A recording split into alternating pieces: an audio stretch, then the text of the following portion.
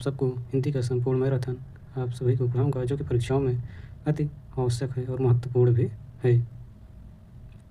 भाषा, ध्वनि, शब्द, वाक्य, अर्थ। ध्वनि उच्चारण करने को ही ध्वनि कहते हैं। ध्वनि के लिखित रूप को वर्ण कहते हैं। उच्चारण की दृष्टि से भाषा की सबसे छोटी इकाई ध्वनि है। शब्द वर्णों का ऐसा समूह जिसकी सार्थकता हो उसे शब्द कहते हैं। सार्थकता की दृष्टि से भाषा की सबसे छोटी इकाई शब्द है। वाक्य सार्थक शब्दों का वह क्रमबद्ध समूह है जो मनुष्य के विचारों को पूर्णता प्रदान करता है। भाषा की पूर्ण सार्थक इकाई वाक्य है। अर्थ जो हमें अनुभव होता है, ये हम महसूस करते हैं, ये हमें प्रतीति होती है, उसे अर्थ कहते हैं। भाषा में जितने भी शब्दों का अध्ययन किया जाता है, उन सभी शब्दों का कोई न कोई निश्चित अर्थ होता है। व्याकरण, शाब्दिक अर्थ विश्लेषण करना। व्याकरण का अर्थ विश्लेषण करना। व्याकरण तात्कालिक स्वरूप और नियमों से बंधा होता है। व्याकरण के अंतर्गत निम्नलिखित 3 बातों पर विचार किया जाता है। पहला वर्ण विचार, दूसरा शब्द विचार, तीसरा वाक्य विचार। वर्ण विचार, इसके अंतर्गत वर्णों के उच्चारण स्थान तथा उसके वर्गीकरण पर विचार किया गया है। शब्द विचार, इसके अंतर्गत शब्दों की उत्पत्ति, उसकी रचना तथा उसके अर्थ पर विचार करते हैं। वाक्य विचार, इसके अंतर्गत वाक्यों की रचना, उसके वर्गीकरण तथा प्रयोग होने वाले विराम चिन्हों पर प्रयोग किया जाता है। कुछ महत्वपूर्ण प्रश्न तथा उनके उत्तर। हिंदी दिवस कब मनाया जाता है? 14 सितंबर को। 14 सितंबर 1949 ईस्वी को भारतीय संविधान में हिंदी को राजभाषा के रूप में मान्यता प्राप्त हुई।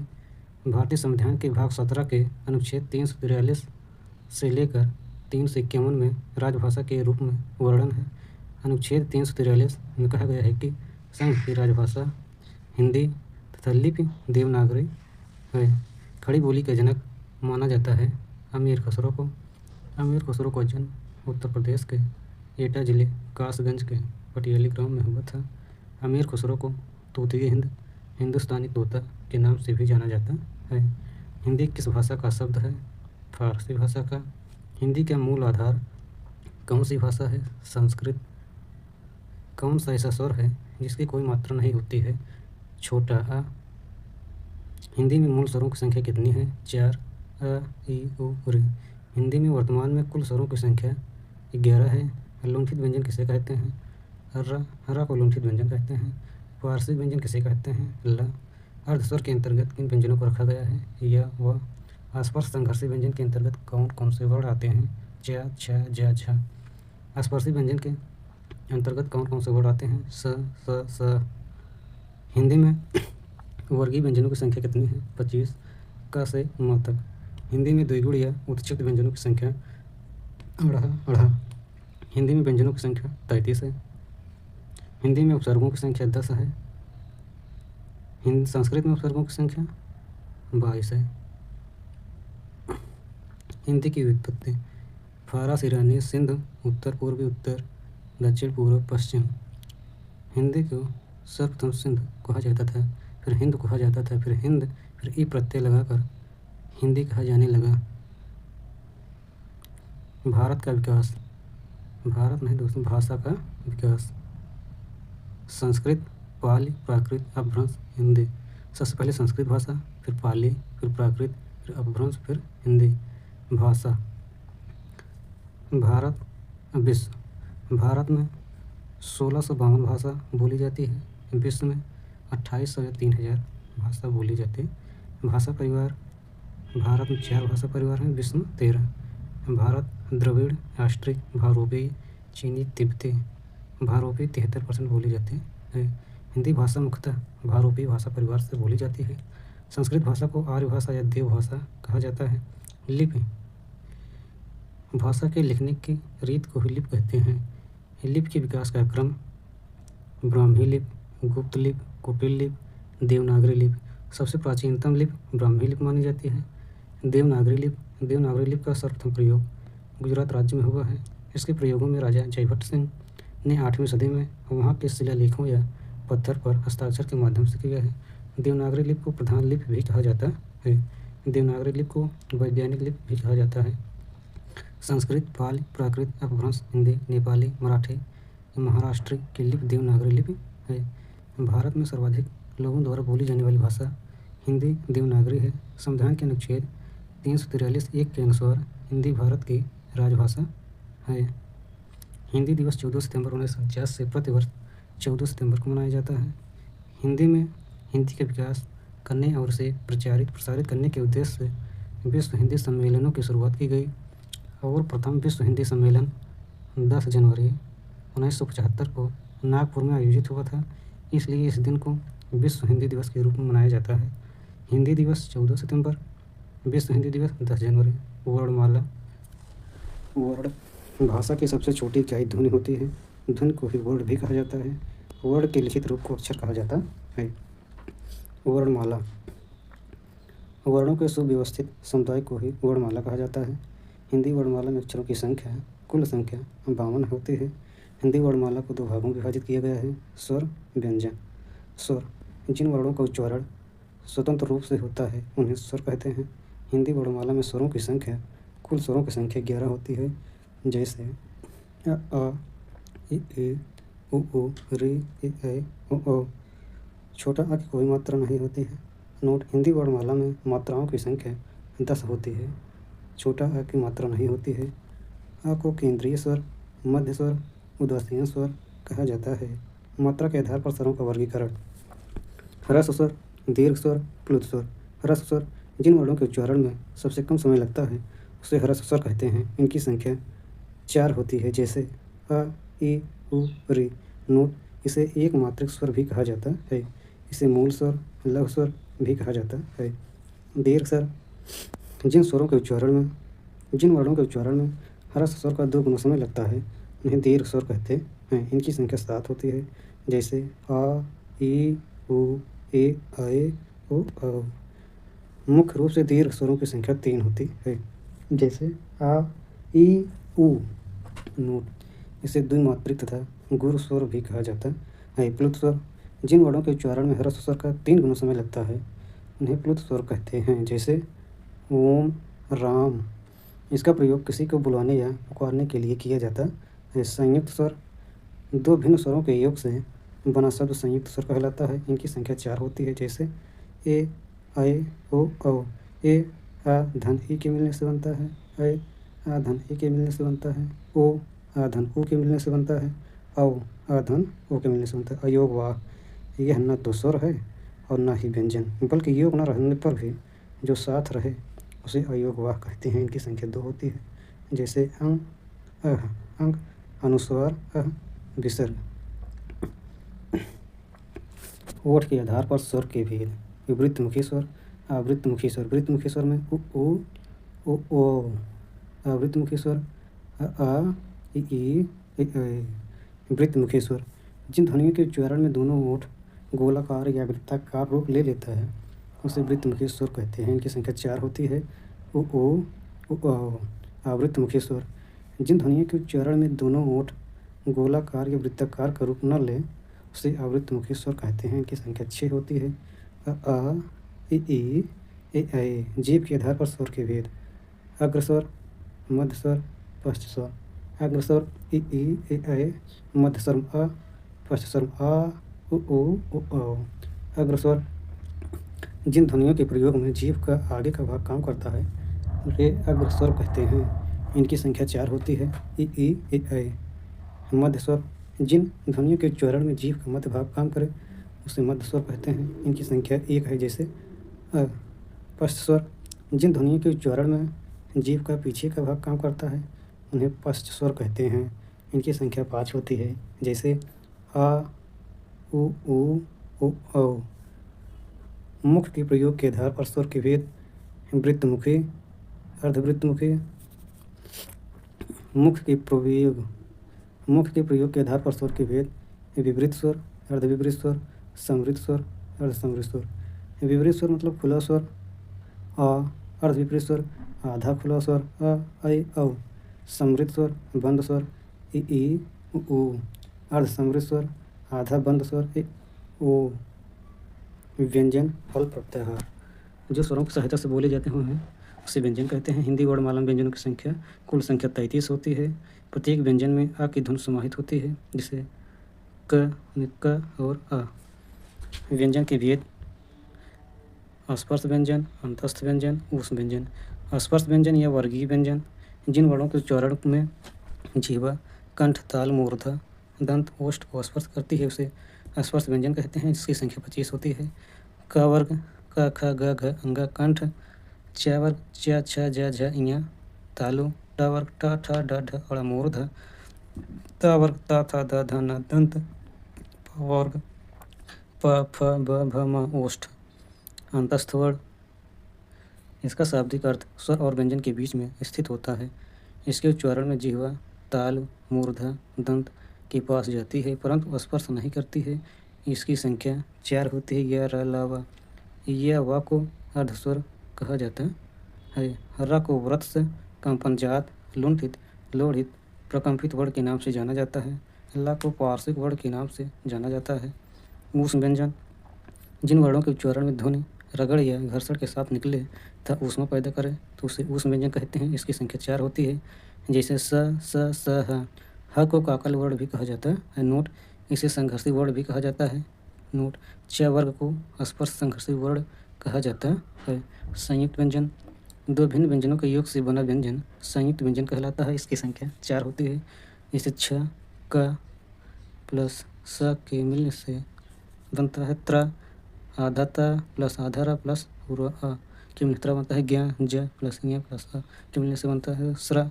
स प्लस र प्लस अ के मिलने से बनता है उत्क्षिप्त व्यंजन। इसका शाब्दिक अर्थ होता है उछला हुआ या फेंका हुआ। जिन वर्णों के उच्चारण में जीभ ऊपर की ओर मुड़कर झटके के साथ आगे जाती है जैसे ड़, ढ़। नोट इसे द्विगुण व्यंजन भी कहते हैं। वाह प्रयत्न के आधार पर वर्ण के भेद वाह प्रयत्न के आधार पर वर्ण के 4 भेद होते हैं। अल्प प्राण, महाप्राण, अघोष, सघोष, घोष। प्राण या श्वास के आधार पर वर्ण के भेद प्राण या श्वास के आधार पर वर्ण के भेद महाप्राण, अल्पप्राण 2 प्रकार के होते हैं। महाप्राण जिन ध्वनियों के उच्चारण में मुख से अधिक मात्रा में श्वास निकलती है तो उसे महाप्राण वर्ण कहते हैं। इसके अंतर्गत प्रत्येक वर्ग का दूसरा तथा चौथा वर्ण आता है तथा ऊष्म व्यंजन आता है। जैसे क वर्ग क, ख, ग, घ, अंग। इसमें से ख और घ महाप्राण है। च वर्ग च, छ, ज, झ, ञ, छ और झ है। इसी प्रकार ट, ठ, ड, ढ, ड़ में ठ और ढ है। त वर्ग में त, थ, द, ध, न, थ और ध है। प वर्ग में प, फ, ब, भ, म, फ और भ है। बराबर ऊष्म व्यंजन मतलब स, ह है। अल्पप्राण जिन ध्वनियों के उच्चारण में मुख से कम मात्रा में श्वास निकलती है तो उसे अल्पप्राण वर्ण कहते हैं। इसके अंतर्गत प्रत्येक वर्ग के प्रथम, तीसरा तथा पंचम वर्ग और अंतस्थ व्यंजन तथा सभी स्वर आते हैं। जैसे 1, 3, 5 अंतस्थ व्यंजन स्वर। कंपन के आधार पर वर्ण के भेद कंपन के आधार पर वर्ण के 2 भेद होते हैं अघोष, सघोष। अघोष जिन वर्णों के उच्चारण में नाद या घोष झंकार न हो उसे अघोष वर्ण कहते हैं। इसके अंतर्गत प्रत्येक वर्ग का पहला, दूसरा वर्ण तथा तीनों स आता है। जैसे क, ख, च, छ, ट, ठ, त, थ, प, फ, स अघोष के अंतर्गत आते हैं। सघोष, घोष जिन ध्वनियों के उच्चारण में नाद या झंकार साथ में होता है उसे संघर्षी वर्ण कहते हैं। इसके अंतर्गत प्रत्येक वर्ग का 3, 4, 5वां वर्ण और अंतस्थ व्यंजन और ह तथा सभी स्वर आते हैं। वर्णों का उच्चारण स्थान अकुह विसर्जनीय नाम कंठ अ क वर्ग ह विसर्ग सबका उच्चारण स्थान कंठ है। इचु सा नाम तालु इ च वर्ग य और स का उच्चारण स्थान तालु है। ऋतु रसड़ा मूर्धा रि ट वर्ग ट, ठ, ड, ढ, ड़, र और स का उच्चारण स्थान मूर्धा है। ऋतु सा नाम दंत रि त वर्ग त, थ, द, ध, न, ल और स का उच्चारण स्थान दंत है। उपपद्मानीय नाम ओष्ठ उ और प वर्ग का उच्चारण स्थान ओष्ठ है। पंचमाक्षर नासिका च, अंगा, ञ, ड़, न, म सब नासिका हैं। अंगा कंठ प्लस नासिका, ञ तालु, नाक प्लस तालु, ड़ नाक प्लस मूर्ध, न नाक प्लस दंत, म नाक प्लस ओष्ठ। ए दैतो कंठ तालु ए आधन ए कंठ तालु अय आधन ए कंठ प्लस तालु उदैतो कंठोष्ठ ओ औ वकारस दंतोष्ठ हुआ का उच्चारण स्थान दंतोष्ठ है। नासिकानुस्वारस्थ अनुस्वार नाक प्लस नासिका। द्वितीय व्यंजन या युग्मक ध्वनि जब किसी ध्वनि को उच्चारित करते समय ध्वनि द्वितीय या युग्मक हो जाए तो उसे द्वितीय व्यंजन कहते हैं तथा उसे युग्मक ध्वनि भी कहा जाता है। यह अधिकांश रूप से शब्दों के मध्य में आता है। जैसे दिल्ली, बिल्ली, कच्चा, पक्का। संयुक्ताक्षर, संयुक्त प्लस अक्षर। जब एक स्वर रहित व्यंजन किसी स्वर सहित व्यंजन से मेल करता है तब उसे संयुक्ताक्षर कहते हैं। जैसे धुंध, विद्यालय, प्रसिद्ध। आगत वर्ण, आगत का अर्थ है आया हुआ। तात्पर्य यह कि जो वर्ण दूसरे देशों से हिंदी भाषा में आए हुए हैं उसे आगत वर्ण कहते हैं। जैसे ज, फ, अरबी फारसी अ, अंग्रेजी संधि। दो समीपवर्ती वर्णों के मेल को संधि कहते हैं। विच्छेद, वर्णों के अलग करने की प्रक्रिया को विच्छेद कहते हैं। संधि के भेद ये प्रकार। संधि के 3 भेद हैं: स्वर संधि, व्यंजन संधि, विसर्ग संधि। स्वर संधि, जिस संधि में स्वर का योग स्वर से ही होता है उसे स्वर संधि कहते हैं। स्वर संधि के भेद। स्वर संधि के 5 भेद होते हैं: दीर्घ स्वर संधि, गुण स्वर संधि, वृद्धि स्वर संधि, यड़ स्वर संधि, अयाली स्वर संधि। दीर्घ संधि, जिस संधि का योग एक समान स्वर से होता है उसे दीर्घ संधि कहते हैं। इसे अ प्लस इसके बनेगा बड़ा आ। ई और ई प्लस ई, ई बराबर बड़ी ई। ऊ प्लस ऊ बने बड़ा ऊ। इस पर महात्मा, जैसे विद्यालय, विद्या प्लस आलय, विद्या में बड़ा आ, आलय में बड़ा आ मिलकर बनेगा बड़ा आ। धर्मार्थ, धर्म प्लस अर्थ, छोटा आ प्लस छोटा मिलकर बनेगा बड़ा आ। गुण संधि, अ प्लस ई बराबर ए। नोट शब्दों के बीच में ए अर आने पर गुण संधि। जैसे पवन धन ईस, पवन अ धन ई स, पवनेश। महाधन ईस, मह धन आ धन ईस, महेश। महाधन उदय, म धन अ प्लस उदय, महोदय। वृद्धि संधि, अ प्लस ए के बाद अ प्लस ए आए तो आई हो जाता है। ओ आए तो अ हो जाता है। सदा धन एव, अ प्लस ए मिलके आई हो जाएगा। देव स्वरियम, यड़ संधि। जब ई या ई की बात कोई भिन्न स्वर आए तो ई का र, जब ई या ई की बात कोई भिन्न स्वर आए तो ई का यह हो जाता है तथा ऊ का ऊ या ऊ की बात कोई भिन्न स्वर आए तो ऊ का वाह हो जाता है तथा री की बात कोई भिन्न स्वर आए तो री का र हो जाता है।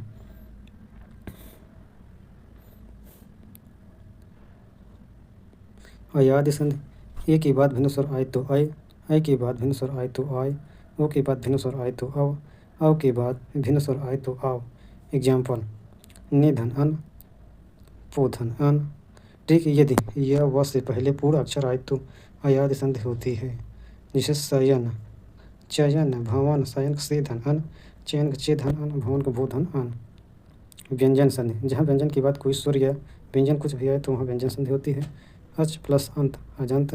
दिक् प्लस गज, दिग्गज। वर्ग के पहले वर्ण का तीसरे वर्ण में परिवर्तन। यदि क, च, ट, त, प के बाद किसी भी वर्ग का तीसरा चौथा वर्ण या अंतस्थ व्यंजन तथा कोई भी स्वर में से कोई भी वर्ण आए तो पहले वर्ण का तीसरे वर्ण में परिवर्तन हो जाता है। जैसे वाक प्लस ईस बने वागीस, का ग में परिवर्तन हो गया।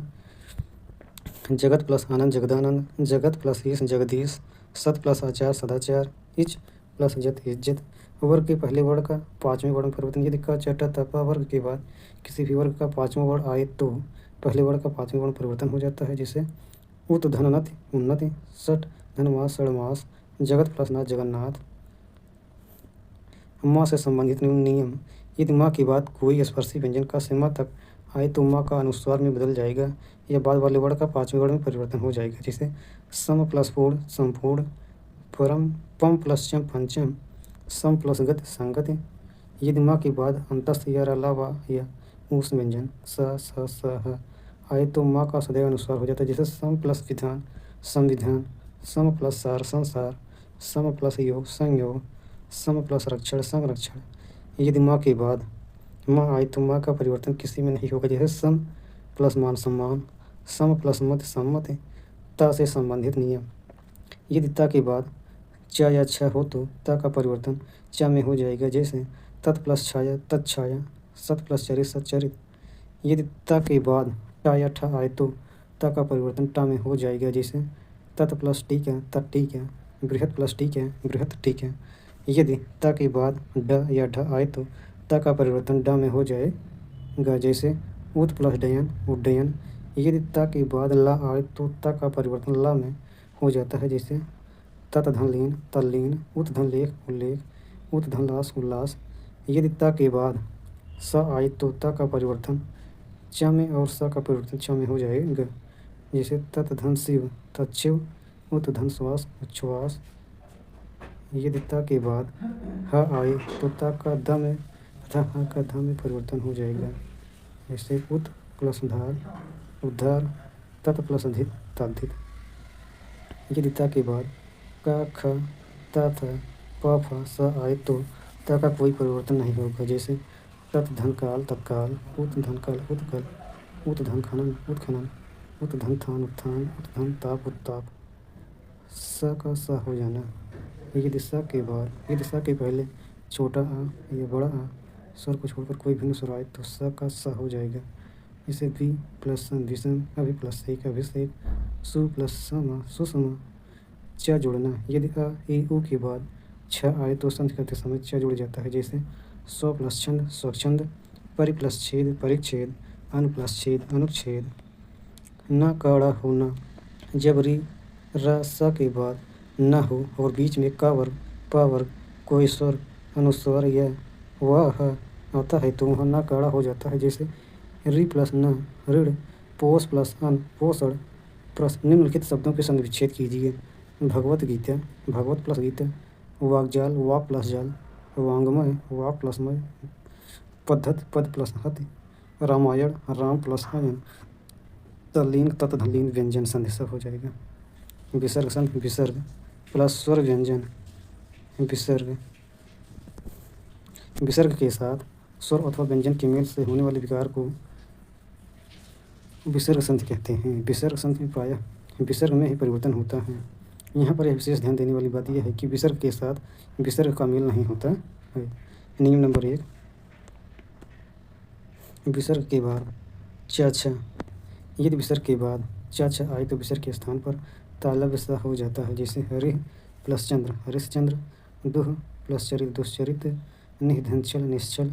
नियम नंबर 2, विसर्ग। यदि विसर्ग के बाद ट ठ में से कोई वर्ण आए तो विसर्ग के स्थान पर मूर्धन्य स हो जाता है, जैसे निः धन ठुर निष्ठुर, दुह धन त दुष्ट, धनु प्लस टंकार धनुष टंकार। नियम नंबर 3, विसर्ग। यदि विसर्ग के बाद त थ में से कोई वर्ण आए तो विसर्ग के स्थान पर दंत स हो जाता है, जैसे नमः धनते नमस्ते, निः धन तेज निस्तेज, मनः धन ताप मनस्ताप।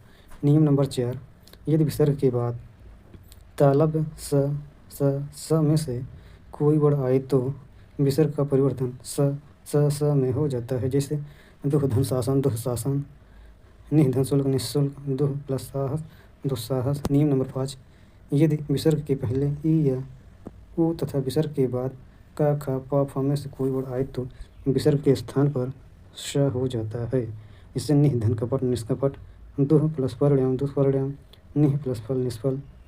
नियम नंबर 6, यदि विसर्ग के पहले आ आए तथा विसर्ग के बाद क ख प फ में से कोई वर्ण आए तो विसर्ग में कोई परिवर्तन नहीं होता है, अर्थात विसर्ग सुरक्षित रहता है, जैसे प्रातः धन काल प्रातः काल, अधः प्लस फलित अधः फलित, अंतः प्लस पूर्व अंतःपुर। नियम नंबर 7, यदि विसर्ग के पहले ई उ आवे तथा विसर्ग के बाद र आए तो ई उ सहित विसर्ग का परिवर्तन ई उ में हो जाता है, जैसे निः धन रोग निरोग, निः धन रव नीरव, दुह धन राज दुराज, निः धन रस नीरस। नियम नंबर 8, यदि विसर्ग के पहले आ आए तथा विसर्ग के बाद किसी वर्ग के 3, 4 या 5 वर्ण आए तो या अलावा ह में से कोई वर्ण आए तो आ सहित विसर्ग का परिवर्तन ओ हो जाता है, जैसे यशः धन द यशोद, यशः प्लस धरा यशोधरा, मनः प्लस हर मनोहर, मनः प्लस ज मनोज, मनः प्लस रथ मनोरथ। नियम नंबर 2, यदि विसर्ग के पहले आ को छोड़कर कोई दूसरा स्वर आए तथा विसर्ग के बाद किसी वर्ग का 3, 4, 5वां वर्ण आए तथा या अलावा हम में से कोई वर्ण आए अथवा कोई स्वर आए तो विसर्ग का परिवर्तन र में हो जाता है, जैसे निः धन धन निर्धन, आशीष प्लस बाद आशीर्वाद, निः प्लस आधार निराधार, दुह प्लस भाग दुर्भाग्य। सिंधूर्मी का संधि विच्छेद। सिंधूर्मी का निम्नलिखित में से कौन सही संधि विच्छेद है? सिंधु प्लस ऊर्मी। महर्षि में कौन सी संधि है? महर्षि में गुण स्वर संधि है। अन्वेषण में निम्नलिखित में से कौन सी सही संधि है? अनुधन एषण। निम्नलिखित शब्दों का संधि विच्छेद कीजिए तथा संधि का नाम भी बताइए। पर्यावरण, परिधन आवरण, यण स्वर संधि। स्वागत, सुधन आगत, यण स्वर संधि। सदैव, सदा धन एव, वृद्धि स्वर संधि। आविष्कार, आवि धनकार विसर्ग संधि। सरोज, सरह प्लस ज विसर्ग संधि। समास, समास का शाब्दिक अर्थ है संक्षिप्त करना या कम करना। समास में गौड़ पदों का संक्षिप्तीकरण होता है, मुख्य पदों का नहीं। तात्पर्य यह कि दो या दो से अधिक पदों के संक्षिप्तीकरण की प्रक्रिया को समास कहते हैं। समास के परिणाम स्वरूप प्राप्त होने वाले पदों को सामासिक पद या समस्त पद के नाम से जाना जाता है। समास में दो पद होते हैं, पूर्व पद, उत्तर पद। पूर्व पद समस्त या सामासिक पद में जो पद पहले आता है उसे पूर्व पद के नाम से जाना जाता है। उत्तर पद समस्त या सामासिक पद में जो पद बाद में आता है या दूसरे स्थान पर आता है वह उत्तर पद के नाम से जाने जाते हैं। सामासिक पद, समस्त पद, पूर्व पद, उत्तर पद, समास विग्रह। सामासिक पद लव कुश। अब इसमें पूर्व पद हो जाएगा लव, उत्तर पद कुश। इसी प्रकार विधानसभा, विधान पूर्व शब्द, सभा उत्तर पद। समास विग्रह, समस्त या सामासिक पदों को अलग अलग करने को समास विग्रह कहते हैं। समस्त पद या सामासिक पद तथा विग्रह किए पदों के अर्थ पर कोई प्रभाव नहीं पड़ता है अर्थात दोनों के अर्थ समान होते हैं। समास के भेद या प्रकार। समास के मुख्यतः 4 भेद होते हैं, परंतु सामान्य तौर पर इसकी संख्या 6 मानी जाती है। 4 प्रकार: अव्ययी भाव समास, तत्पुरुष समास, द्वंद्व समास, बहुब्रीहि समास। अब तत्पुरुष समास 2 प्रकार का होता है, कर्मधारय समास, द्विगु समास। तत्पुरुष समास के दोनों भाग हैं। अव्ययी भाव समास, इस समास में पहले पद की प्रधानता होती है।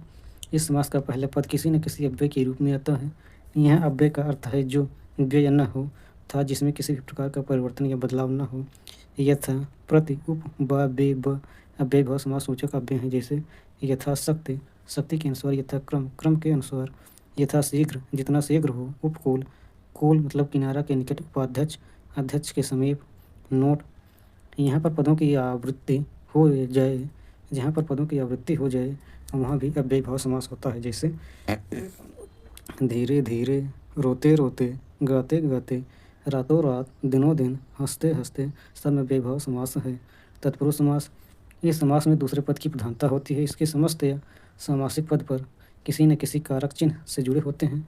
विग्रह करने पर इन कारक चिन्हों की प्राप्ति होती है। हिंदी में कारकों की संख्या 8 होती है, परंतु तत्पुरुष समास में केवल 6 कारकों का ही प्रयोग होता है। इसमें कर्ता कारक तथा संबोधन कारक का प्रयोग नहीं होता है। इनकी विभक्तियों को आधार पर ही तत्पुरुष समास का नामकरण किया गया है। इस आधार पर तत्पुरुष समास के निम्नलिखित 6 भेद होते हैं, जैसे कर्म तत्पुरुष समास, कर्म को स्वर्ग प्राप्त, स्वर्ग को प्राप्त, गृहागत, गृह को आगत, तेल चट्टा, तेल को चाटने वाला। करण तत्पुरुष, करण से द्वारा, रोगग्रस्त, रोग से ग्रस्त, बाढ़ पीड़ित, बाढ़ से पीड़ित। संप्रदान तत्पुरुष समास, संप्रदान के लिए या को लिए, जिसे विधानसभा, विधान के लिए सभा, रसोई घर, रसोई के लिए घर। अपादान तत्पुरुष समास से अलग, जैसे पदच्युत, पद से च्युत, देश निकाला, देश से निकाला। संबंध तत्पुरुष, का, की, के, रा, री, रे, जैसे राजभवन, राजा का भवन, सूर्योदय, सूर्य का उदय, चंद्रोदय, चंद्रमा का उदय। अधिकरण तत्पुरुष समास में पर वनवास, वन में वास, कवि श्रेष्ठ, कवियों में श्रेष्ठ। साइकिल सवार, साइकिल पर सवार, घुड़सवार, घोड़े पर सवार। तत्पुरुष समास के उपभेद। तत्पुरुष समास के उपभेद: उपपद प्राप्त, नई, आलोक, मध्य पदलोपी, और यश। कर्मधारय समास, इस समास में एक पद विशेषण और दूसरा पद विशेष होता है। कर्मधारय समास में प्रायः दूसरे पद की प्रधानता होती है। इस समास में एक पद दूसरे पद की विशेषता बताता है, जैसे पीताम्बर, पीला वस्त्र, नीलगाय, नीली गाय, नील कमल, नीला कमल। महात्मा महान है जिसकी आत्मा, परमेश्वर परम है जो ईश्वर। जिसमें एक पद उपमेय तथा दूसरा पद उपमान हो वहाँ भी कर्मधारय समास होता है। उपमेय, जिस व्यक्ति या वस्तु की जय उसे उपमेय कहते हैं। जिस वस्तु या व्यक्ति से तुलना की जाए उसे उपमान कहते हैं। जैसे चंद्रमुख, चंद्र उपमान हो गया, मुख उपमेय हो गया। चरण कमल, चरण उपमेय हो गया, कमल उपमान हो गया। लौह पुरुष, लौह उपमान हो गया, पुरुष उपमेय हो गया। द्विगु समास, पहला पद संख्या। इस समास में पहला पद संख्या के रूप में होता है जो दूसरे पद की संख्या को सूचित करता है। द्विगु समास में दूसरे पद की प्रधानता होती है, जैसे दोपहर, दोपहरों का समाहार, त्रिभुज, 3 भुजाओं का समाहार, पंजाब, 5 नदियों का समाहार, तिरंगा, 3 रंगों का समाहार। द्वंद्व समास, युग्म, जोड़ा और द्वंद्व का अर्थ है युग्म या जोड़ा। इस समास में दोनों पद प्रधान होते हैं तथा पदों के बीच प्रायः योजक चिन्ह का प्रयोग होता है तथा विग्रह करने पर और संयोजक अवयव की प्राप्ति होती है। द्वंद्व समास के निम्नलिखित 3 भेद होते हैं: द्वंद्व समास, इतरेतर द्वंद्व समास, समाहार द्वंद्व समास, वैकल्पिक द्वंद्व समास। इतरेतर द्वंद्व समास: इस समास में दोनों पदों की प्रधानता होती है परंतु दोनों पद अलग अलग अस्तित्व रखते हैं, जैसे माता पिता, माता और पिता, लवकुश, लव और कुश, कृष्ण और अर्जुन, ऋषि और मुनि। इतरेतर द्वंद्व समास है। समाहार बोले तो समूह।